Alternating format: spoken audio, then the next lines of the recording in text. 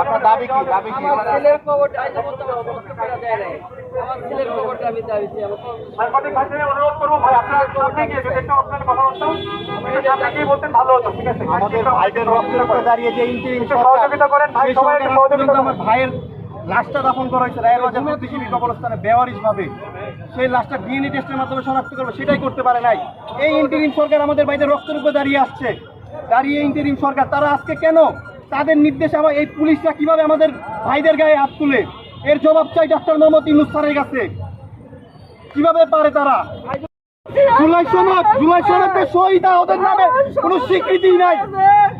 তারা কি তাল মারা শুরু করছে আমাদের জন্য, আমাদের সাথে। বিগত এক বছর ধরে বিভিন্ন ধারে ধারে ঘুরছি, কোনো লাভ হয় নাই। আজকে সেই জুলাই আগস্টের মতো সেই স্বৈরাচার হয়ে গেছে পুলিশ বাহিনী। কাদের নেতৃত্বে তারা আমাদের ভাইদের গায়ে হাত তুললো? আমি জবাব চাই। আমাদের শহীদের মায়েদের গায়ে কিভাবে হাত তুলে, আমাদের আহত ভাইদের গায়ে কিভাবে হাত তুলে, আমাদের গায়ে কিভাবে হাত তুলে? আজও আমি আমার ভাইয়ের খবর পাই নাই। এই গরিব সরকার ডক্টর মোহাম্মদ ইউনূস স্যার